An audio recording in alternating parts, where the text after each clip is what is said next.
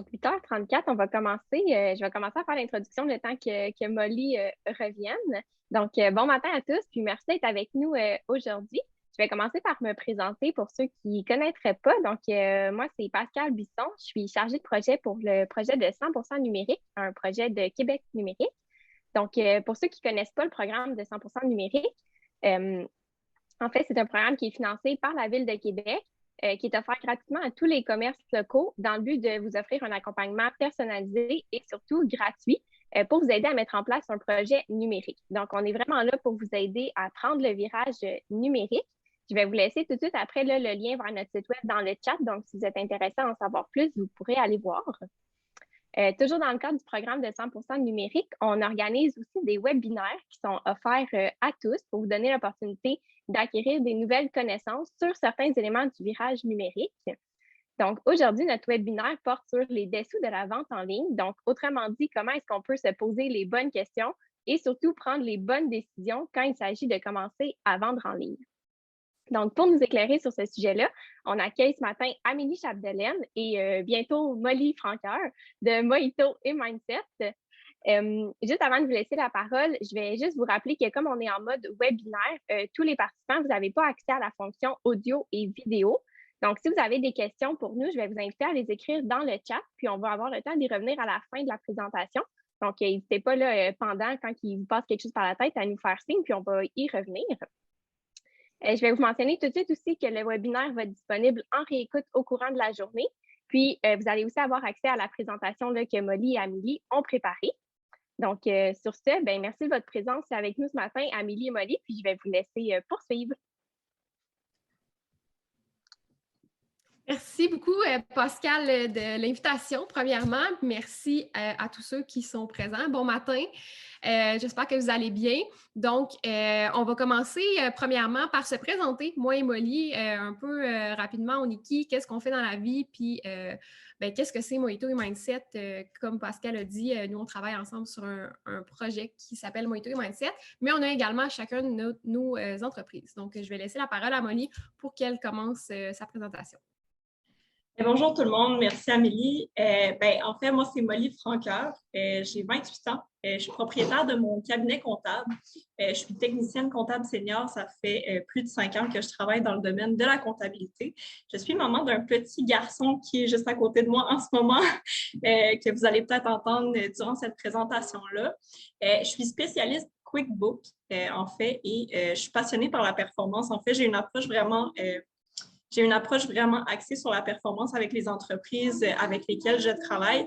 Et je dirais aussi que je suis une très, très grande fan de pique-nique. J'ai d'ailleurs mis ma petite chemise thématique aujourd'hui. Donc, c'est un petit peu ça pour me présenter. Donc, Amélie. Bonjour tout le monde, rebonjour. Moi, je m'appelle Amélie Chapdelaine, j'ai 26 ans et je suis propriétaire d'une agence de marketing. Donc, j'ai lancé Moose Agence Marketing ou Moose Design et Web. Ça fait environ 2 ans, un peu plus que 2 ans et je suis designer graphique de formation. Donc, je me spécialise vraiment dans tout ce qui est image de marque et site web, plus particulièrement les boutiques en ligne. Je ne suis pas maman d'un enfant, mais je suis maman de 3 chats, donc une crazy cat lady. Je suis, comme j'ai dit, spécialisée en Shopify, donc en commerce en ligne. Je suis également passionnée par les médias sociaux, donc tout ce qui est stratégie, création de contenu. Et je suis une méga fan de café, mais il est déjà pris ce matin. Donc, je suis sur l'eau pour le temps de la présentation. Donc, qu'est-ce que c'est Mojito et Mindset? En fait, c'est moi et Molly, on a allié nos forces pour créer une formation qui permet de créer votre propre boutique en ligne et prendre le contrôle de votre gestion financière. Donc, on a allié les forces de Molly qui est tout au niveau du démarrage d'entreprise, de la finance, de la gestion de cash flow, de la gestion de budget, et mes forces de mon côté qui sont au niveau du commerce en ligne, comment monter sa boutique en ligne, et également un volet marketing et un volet branding. Donc, grosso modo, c'est pas mal ça, Mojito et Mindset. Et c'est également une communauté d'entrepreneurs motivés et passionnés qui échangent et qui se rencontrent régulièrement. Donc, c'est Molly qui va gérer le PowerPoint, mais je vais prendre la parole pour la suite. Donc, À la fin, si vous avez des questions, il va y avoir une période de questions. C'est certain que qu'est-ce qu'on vous présente aujourd'hui? Il y a beaucoup de stock. C'est un peu à cette heure-là, en plus, c'est de bonne heure le matin. C'est peut-être un petit peu du bourrage de crâne, mais on va pouvoir répondre à vos questions à la fin. Puis, évidemment, c'est des sujets qui pourraient prendre des heures et des heures à parler, mais on survole aujourd'hui le volet un peu plus comptabilité et le volet un peu plus plateforme web. Donc, comment choisir la bonne plateforme pour son site web? J'aimerais ça vous poser comme question, mis à part, pas juste pour la vente en ligne, mais en général, est-ce qu'il y a ce serait quoi la meilleure plateforme pour créer son site web? Fait que je vous laisserai peut-être quelques secondes pour répondre dans le chat. Qu'est-ce que vous pensez par rapport à la meilleure plateforme?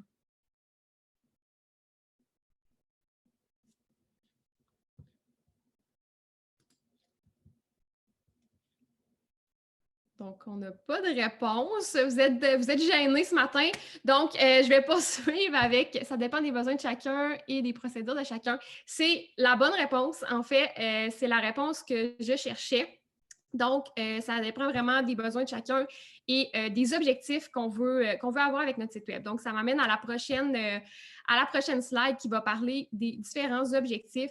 Donc, qu'est-ce que vous voulez faire sur votre site web? C'est certain que, bon, là, présentement, on parle de vente en ligne, mais est-ce que, à la base, bon, est-ce que ça serait pour rédiger un blog si on était hors de la vente en ligne? Est-ce que vous voulez vendre des produits avec un gros inventaire, une grosse gamme de produits? Est-ce que vous voulez vendre une formation? Comme Mojito et Mindset, c'est une formation qu'on vend en ligne. Est-ce que vous vendez vous voulez juste informer sur vos services et il n'y a pas nécessairement de transactionnel? Est-ce que vous avez besoin d'avoir un système de prise de rendez-vous sur votre site web ou extérieur à votre site web? Donc, il y a plusieurs objectifs, plusieurs besoins. Donc, Vicky, elle a très bien répondu. Ça dépend vraiment des besoins de chacun et des procédures de chacun. Donc, c'est ça. C'est pas mal ça pour les objectifs. Donc, c'est certain que là, ici, on parle de vente en ligne. Donc, si j'y vais avec les plateformes qui étaient indiquées un petit peu au début, j'avais ce que je recommande, moi, pour les ventes de produits, la vente de gros inventaires, c'est Shopify. Évidemment, je suis spécialisée en Shopify, comme j'ai mentionné au début. C'est une plateforme qui est hyper simple d'utilisation une fois que c'est bien monté. Ensuite, c'est une plateforme qui est super performante au niveau de la gestion d'inventaire, qui est super performante au niveau de la vente en ligne. Si c'est pour vendre de la formation, qui est, par exemple, préenregistré avec un membership ou quelque chose comme ça. Il y a WordPress qui est très, très bon aussi. Avec WordPress, il y a WooCommerce qui existe, qui est la plateforme de vente en ligne de WordPress. Ça fonctionne bien pour quelqu'un qui vendrait des services avec peut-être quelques objets promotionnels. Ça pourrait être très bien utilisé. Par contre, quelqu'un qui a un gros inventaire, quelqu'un qui a vraiment beaucoup de produits puis qui voit une vision à long terme, j'ai des clients qui ont des centaines, voire des milliers de produits sur leur site web. Clairement que Shopify va être plus avantageux. Au niveau des autres plateformes, c'est certain que ça dépend toujours des besoins, mais c'est vraiment les deux plus performantes parmi celles qui sont à l'écran présentement. Là, ça serait les deux que je recommanderais, selon si vous vendez un gros inventaire de produits ou plutôt de la formation en ligne ou seulement un ou deux produits et des services à côté. Donc, ça m'amène à la prochaine slide. Donc, quels facteurs on doit prendre en compte, justement? Je l'ai dit un peu, est-ce qu'on vend un gros inventaire? C'est quel type de vente en ligne qu'on fait? Donc, est-ce que c'est, encore une fois, de la formation? Est-ce que c'est beaucoup de produits? Il y a aussi au niveau de l'accessibilité et de la facilité au niveau de la gestion d'inventaire. Est-ce que vous avez une boutique physique? Est-ce que vous avez besoin d'un système qui va être connecté? Parce qu'il y en a parfois qui ont un entrepôt uniquement pour la vente en ligne et une boutique physique avec un autre inventaire complètement différent. Par contre, si vous avez une seule et même boutique avec un seul et même inventaire, Molly, elle a parlé un petit peu tantôt de POS, donc dans les applications externes / plugins qu'on peut intégrer avec Shopify, c'est certain que c'est intéressant parce que votre inventaire va être vraiment connecté directement avec votre boutique en ligne. Donc, quelqu'un qui prend quelque chose en boutique S'il en reste, par exemple, 10, ça va diminuer à 9 en ligne et vice-versa. Donc, ça permet d'avoir un inventaire en temps réel et quand c'est connecté avec votre comptabilité en plus, bien, votre comptabilité en temps réel est toujours mise à jour. L'accessibilité et la facilité, est-ce que vous voulez être autonome ou est-ce que vous voulez être dépendant? J'ai des clients parfois qui m'arrivent, qui me disent « Je me suis fait dire qu'un site web le plus performant possible, c'est un site web qui va être codé en HTML, qui va être custom. » C'est vrai, c'est tout à fait vrai parce que c'est custom. Donc, on a 100% de qu'est-ce qu'on veut. Première des choses, ça coûte excessivement cher à faire parce que ça prend une équipe pour soutenir ça, une équipe de programmeurs, une équipe qui va gérer le site web. Tandis qu'une application, pas une application, mais plutôt une plateforme comme Shopify, vous allez pouvoir être autonome. Donc, la plupart des gens, surtout quand on démarre, on peut faire son site par un professionnel pour que ce soit bien fait. On peut suivre une formation, le faire nous-mêmes, puis ça va être bien fait aussi. Mais après ça, on veut être autonome. On veut pouvoir ajouter un produit, aller ajouter un article de blog, aller changer nos images sur notre page d'accueil. Donc, la plupart des gens veulent être autonomes. Puis plus tard, il y aura peut-être une équipe qui s'occupera de ça quand que vous allez être rendu ailleurs. Mais on veut une plateforme qu'on va être autonome. Donc, c'est le cas aussi pour WordPress ou WooCommerce, si c'est monté de manière à ce que vous soyez autonome parce qu'il y a différents moyens de monter des sites sur WordPress. Vous allez pouvoir être autonome, ajouter des modules de formation et souvent, les personnes qui vont monter votre site peuvent vous faire une petite formation pour vous montrer comment ou encore vous suivez une formation puis vous le faites vous-même. Au niveau des outils externes, il y avait un petit peu comme que Molly elle a mentionné, là, il y avait QuickBooks, il y a ShipStation qu'on peut utiliser pour la livraison. Donc, il y a plusieurs outils. Donc, c'est de voir avec la plateforme, est-ce que les outils qu'on a besoin, il y en a qui ont, si vous avez par exemple un salon de coiffure, vous avez un système de rendez-vous, est-ce que l'application que vous utilisez et que parfois c'est imposé ou peu importe, est-ce que c'est compatible avec le site web? Est-ce que c'est compatible avec la plateforme? Donc, c'est vraiment de tout analyser ça pour faire un choix éclairé au niveau de la plateforme. Et si on fait le mauvais choix au départ, ça peut aussi coûter cher. Donc, petite anecdote d'un de mes clients qui avait choisi WooCommerce pour vendre des produits en ligne avec des centaines de produits, voire des milliers de produits. Son site web lui a coûté, il le fait faire par une agence, ça lui a coûté environ 10 000 $, ça fait quand même plusieurs années. Et 2 ans plus tard, il s'est rendu compte qu'il n'était pas sur la bonne plateforme parce qu'il y avait trop d'inventaire. La gestion d'inventaire n'était pas connectée avec son inventaire en magasin et ça lui a recouté un autre 10 000 $ pour changer de plateforme et s'en aller sur Shopify. Donc, de faire le mauvais choix peut coûter cher sur le long terme, même si au début, on se dit je vais économiser, WooCommerce va coûter un petit peu moins cher par mois que Shopify, mais au final, ça peut vous coûter cher. Puis, au niveau du temps de gestion aussi, souvent en tant qu'entrepreneur, on ne calcule pas notre temps de gestion, on ne calcule pas notre temps parce qu'on ne se paye pas à l'heure, mais notre temps vaut quelque chose et vaut très cher parce que c'est nous, la tête de l'entreprise, c'est nous qui fait que l'entreprise existe et roule. Donc, c'est quand même un autre facteur à considérer que je n'avais pas écrit, mais qui est important à considérer. Donc, question qui tue. Est-ce qu'un site web suffit pour vendre? Donc, je vous laisse quelques secondes pour répondre en commentaire.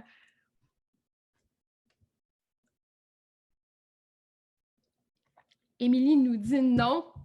Donc, en effet, la réponse magique, c'est non. Un site web, ça suffit pas pour vendre. C'est certain que d'avoir un site web qui est bien fait, qui est bien monté, qui est bien structuré, va aider à convertir, va aider à vendre. Mais avant que les gens se rendent sur votre site web, il y a un processus. Donc, il y a un processus, puis les gens, surtout quand c'est une nouvelle marque, ils ne vont pas automatiquement acheter. Une autre anecdote d'une de mes clientes qui vendait un produit, qui vendait des agendas, et la journée qu'elle a reçu sa commande de 1000 agendas, elle s'est créé un Instagram, créé un Facebook, personne ne la connaissait, donc elle était prise avec 1000 agendas, mais elle ne pouvait pas vendre même si son site web était prêt parce que personne ne la connaissait. Donc, les différents facteurs à prendre en compte pour vendre et pour avoir une entreprise qui va vendre, qui va être efficace, premièrement, il y a une image de marque.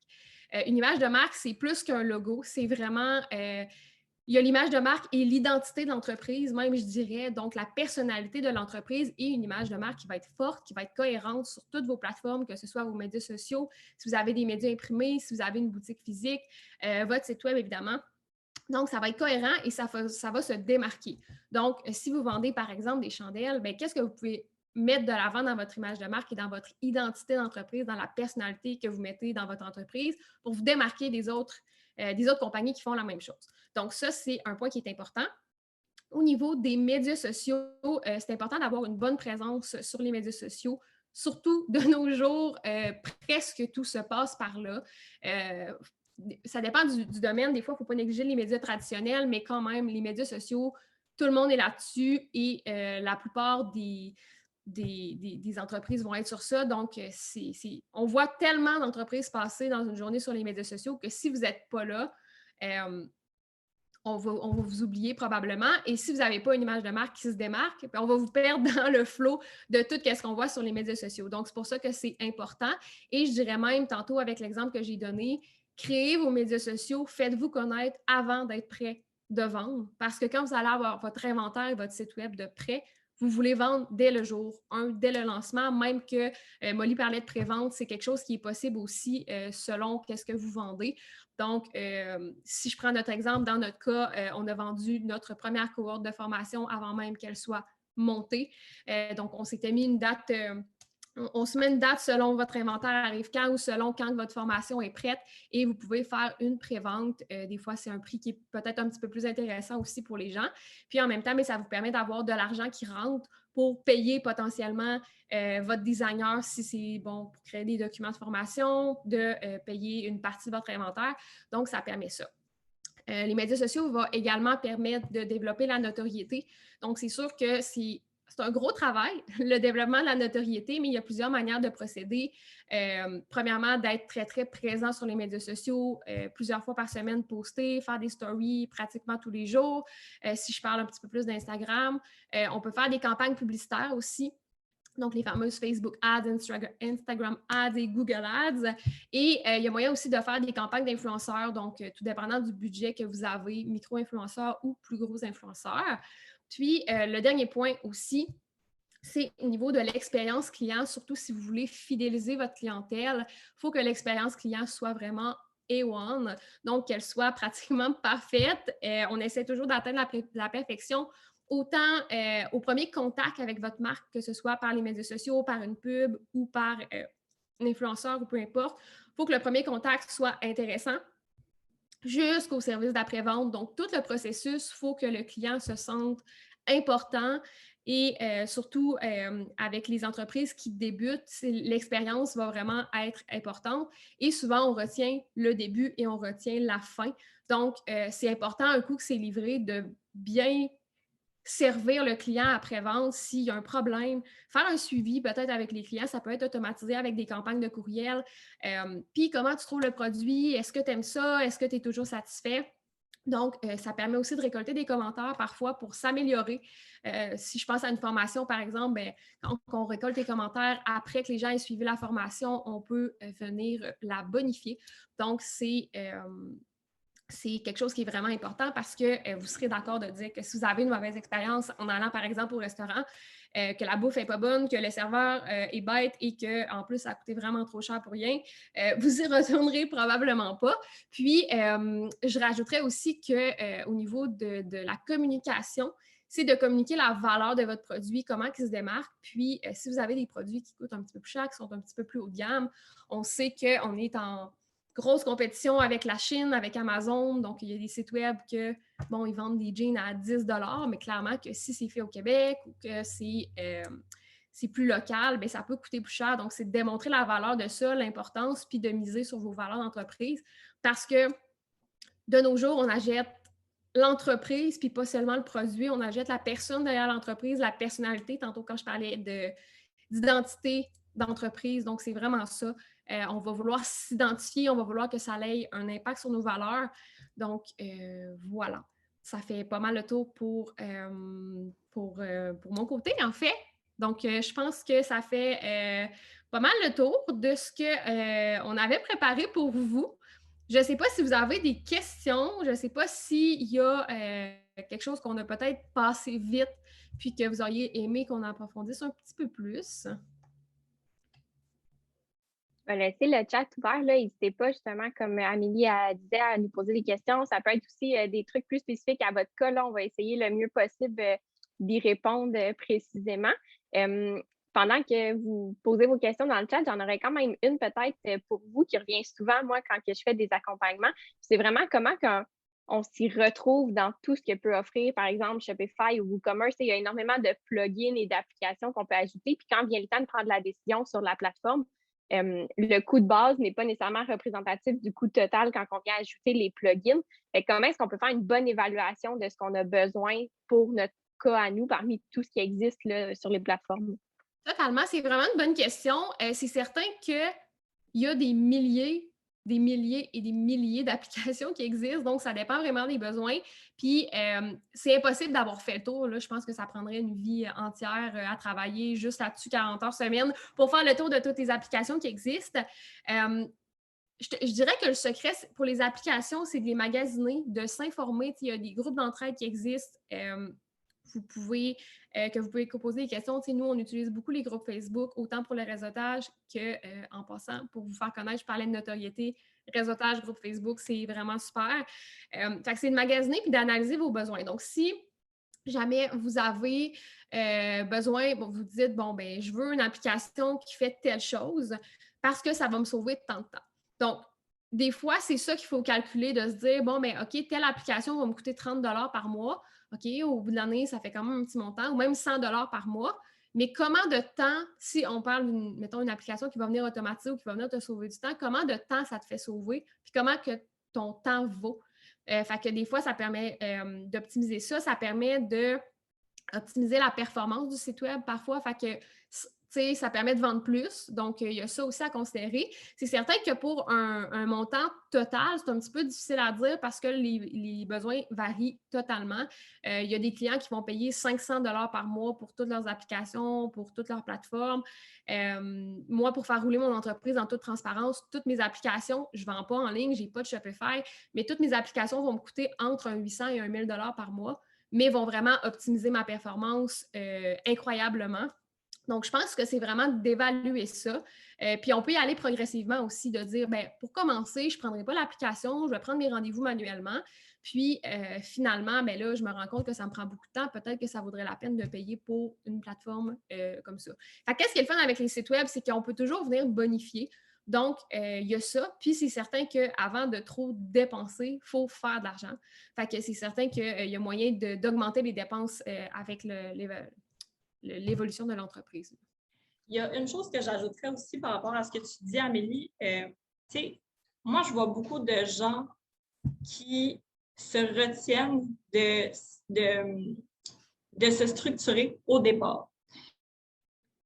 Au début, ils vont travailler énormément, mettre beaucoup d'efforts, payer très peu de coûts, mais mettre leur, dans le fond, ils vont payer dans leur temps.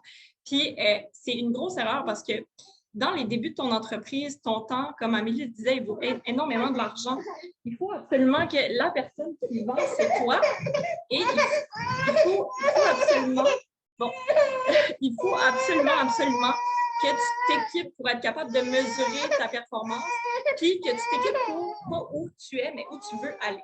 Parce que quand tu fais ton exercice de planification stratégique en début de projet ou en démarrage d'entreprise, tu sais à peu près combien de revenus tu penses faire ou tu veux faire durant l'année. Et c'est vraiment important de comprendre qu'à un certain palier, à un certain niveau que tu vas atteindre, tu vas être obligé de changer d'outil si tu n'es pas bien équipé en conséquence. Puis le changement coûte vraiment cher en temps, en énergie, en ressources, tout ce que tu veux en logiciel. Donc, essayez de réfléchir un peu avec ce qui est important, au moins pour commencer, je dirais, par rapport.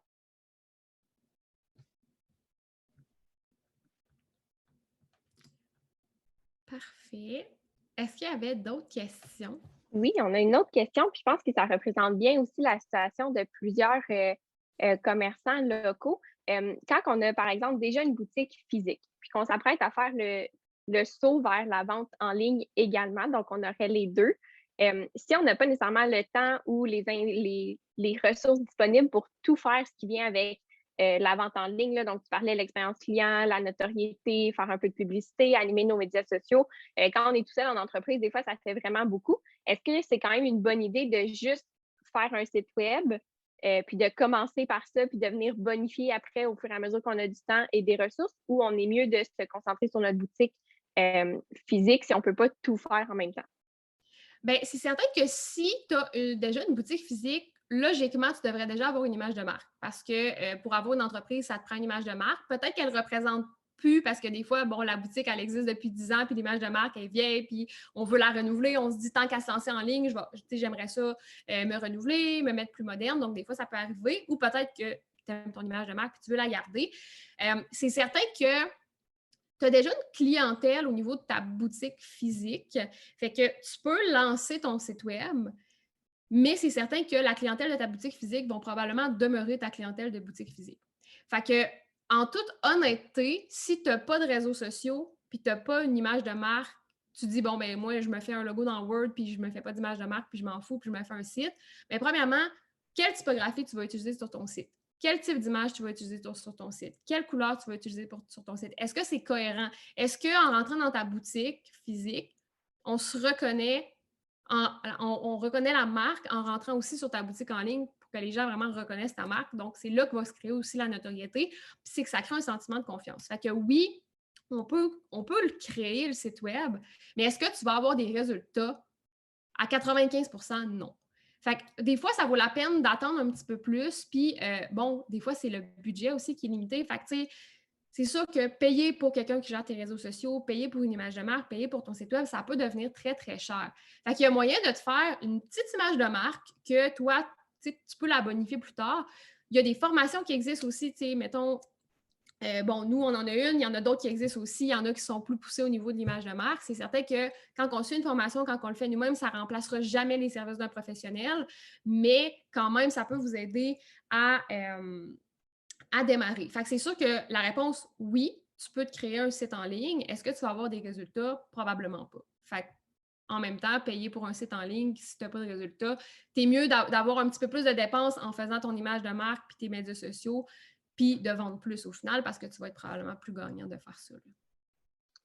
Parfait, ben, je pense que ça répond bien. Puis ça revient aussi un peu à ce que Molly tantôt disait, qu'il y a beaucoup dans ça une question de planification stratégique, puis de savoir où on s'en va, puis qu'est-ce qu'on veut accomplir plus à long terme et non juste dans l'immédiat.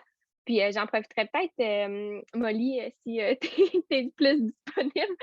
Juste pour revenir tantôt quand tu parlais du ROI, je pense que c'est super intéressant. Puis c'est aussi une question qui nous revient vraiment souvent là, chez 100% numérique. Est-ce que tout le monde connaît un peu le ROI puis sait qu'est-ce que c'est un ROI, a une idée de comment le calculer.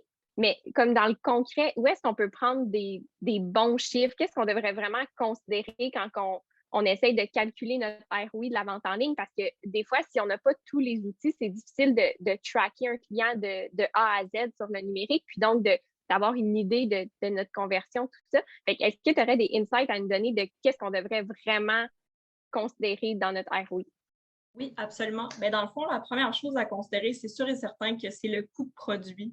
Puis le coût de produit, il va varier dépendamment de justement, comme je te disais, si tu importes ton produit de l'étranger ou si tu le fais fabriquer.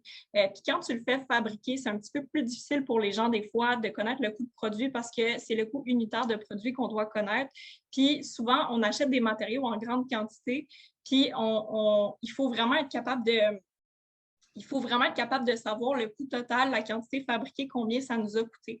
Fait que la première chose, c'est déterminer votre coût de produit. Par exemple, si vous importez de l'étranger, le coût de produit, ça va être le coût unitaire de ce que le fournisseur vous charge en US transféré en canadien pour la quantité. Ensuite de ça, il va y avoir le transport et les douanes qui vont s'ajouter dans ce coût de produit-là si vous faites affaire avec l'étranger. Et il y a la notion de coût de produit, mais il y a la notion de marge brute. Donc, la notion de marge brute, c'est combien ton produit t'a coûté, ta vente moins ton coût de produit, mais pas juste le coût du produit, lui, le coût un peu global du produit. Fait que là, c'est là qu'on va ajouter les frais de livraison, les frais de transport, les frais d'emballage. Puis, quand on est en démarrage de projet, c'est sûr et certain qu'il y a des frais qui vont juste arriver une fois. Fait qu'il y a le coût de démarrage, il y a un coût de projet, puis il y a un coût de produit. quand tu transfères d'une boutique physique vers ton site web, c'est sûr et certain que tu vas être un petit peu en mode gestion de projet pendant une courte durée parce que ta marge bénéficiaire va varier, c'est sûr et certain, parce que tu vas être obligé, justement, comme Amélie disait, de payer pour ton site web, de payer pour le brand et tout ça. Mais une fois que ces coûts-là sont passés derrière toi, il y a les frais fixes qui vont revenir. Fait que c'est sûr et certain que quand tu fais la vente moins la marge, moins le coût des marchandises vendues, bien, dans ton coût des marchandises vendues, tu vas inclure, comme je disais tantôt, le coût de produit, les frais d'emballage, les frais de livraison.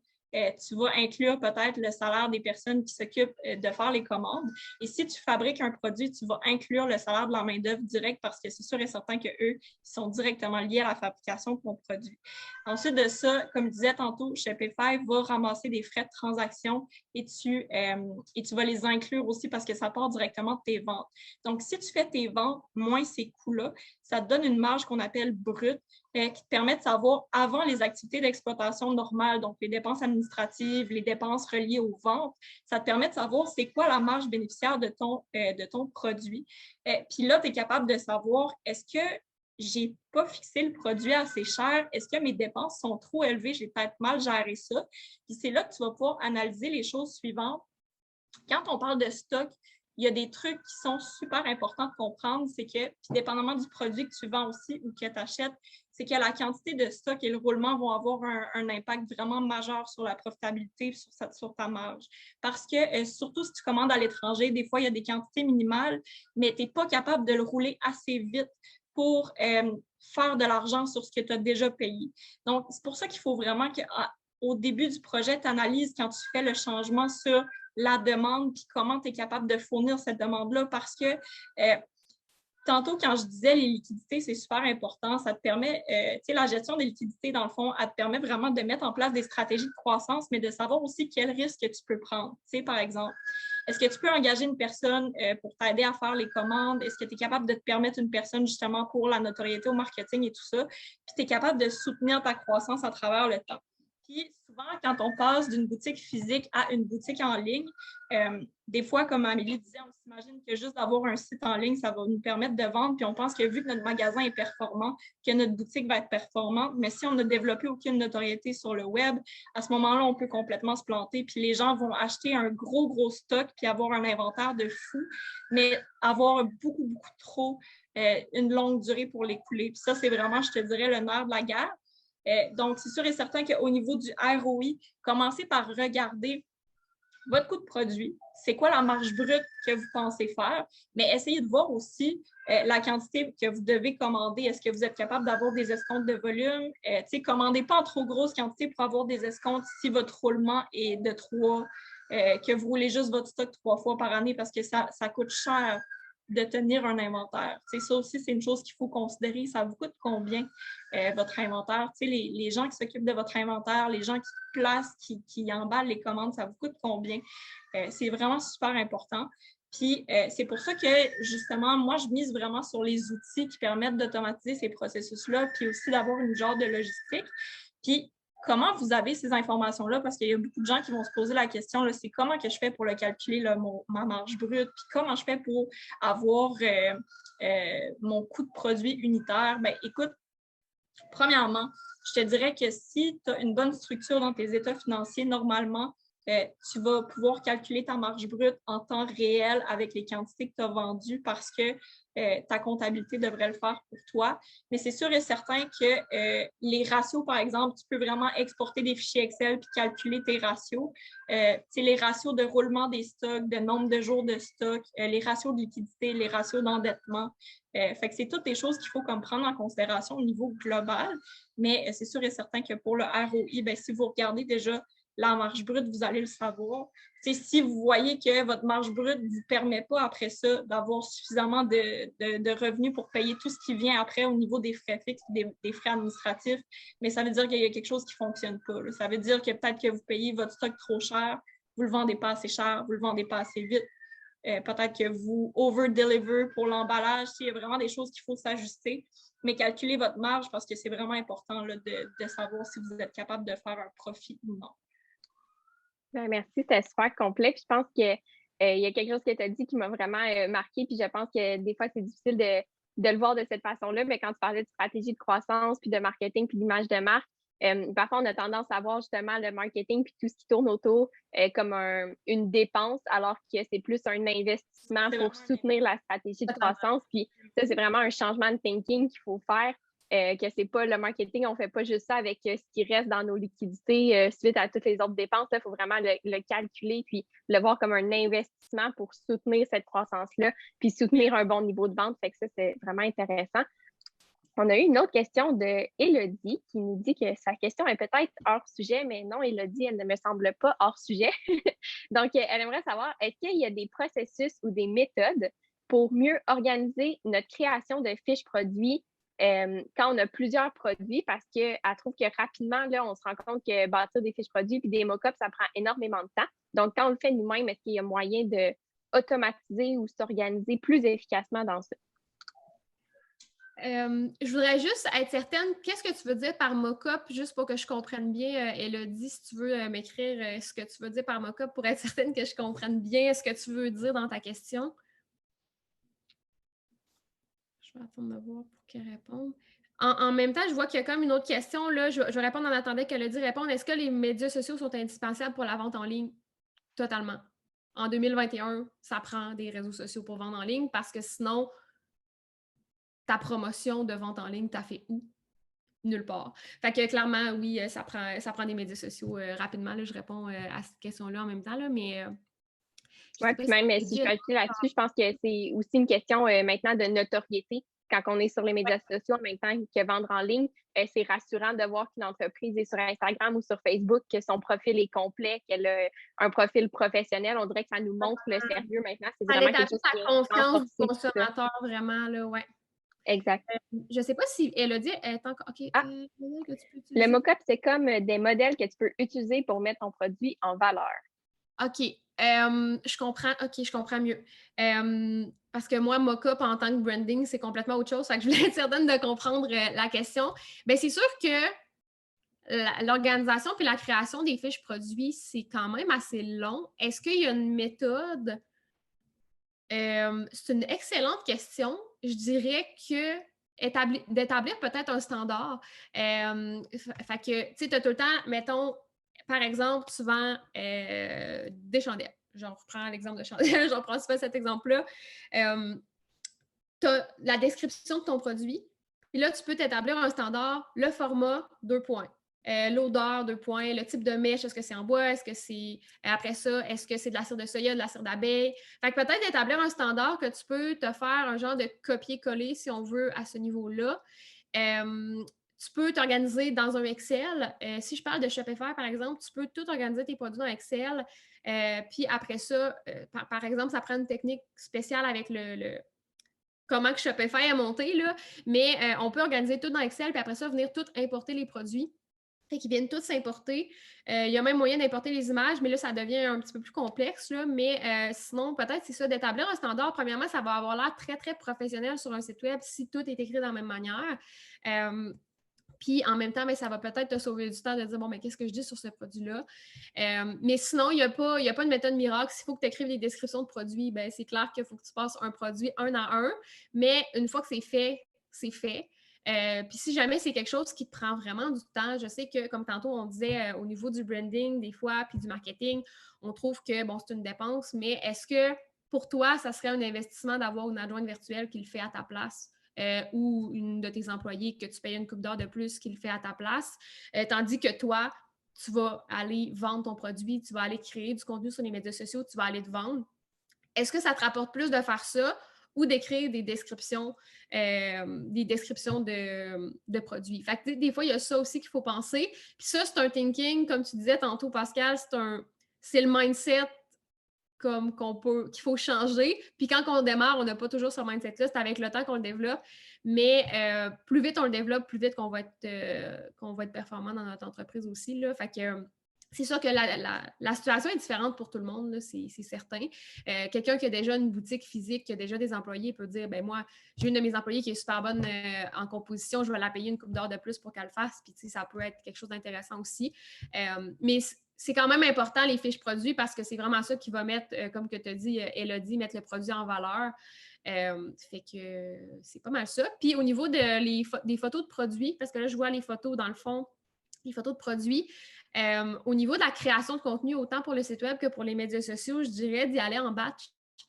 Tant qu'à t'installer pour prendre des photos un après-midi, prends-en pendant 4 heures des photos. T'sais, je sais qu'à la fin, tu vas peut-être être tanné, mais après ça, tu vas avoir du contenu pour tes médias sociaux pour longtemps. Ou si c'est tes produits que tu prends, tu vas en avoir un shitload, si je peux appeler, là, tu vas en avoir beaucoup. Au niveau des produits, c'est important pour le mettre en valeur que on voit les différentes fonctions. Par exemple, Molly a déjà eu une compagnie avec des superbes sacs. J'en ai chez nous. Puis, il y a plusieurs fonctions, il y a plusieurs pochettes. Fait que, tu sais, de prendre ces fonctions-là en photo. Tu sais, les différentes pochettes, les différentes... Justement, il y a tellement de pochettes dans ce sac-là que c'est intéressant de savoir qu'il y a beaucoup... Mais tu sais, quand on achète en ligne, on ne peut pas toucher, on ne peut pas... tu sais, si jamais votre chandail, si vous vendez des chandails qui est doux, bien, c'est sûr qu'on ne peut pas le toucher, on ne peut pas voir qu'il va être confortable, mais c'est de le mentionner extra doux, quitte à mettre une petite flèche qui pointe sur le chandail avec un petit mot extra doux, quelque chose de cute. Fait que vraiment de prendre plusieurs photos des produits, des différentes facettes du produit, différents profils. Puis, pour les médias sociaux, c'est le fun d'avoir des photos lifestyle, un peu mises en contexte.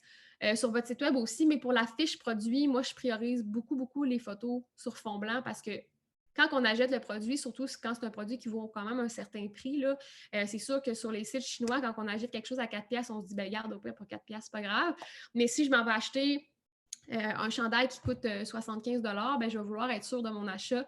Fait que mettre les photos sur fond blanc, on voit juste le produit, on voit les fonctions, on voit s'il y a des beaux petits détails, on peut prendre des close-up, des détails.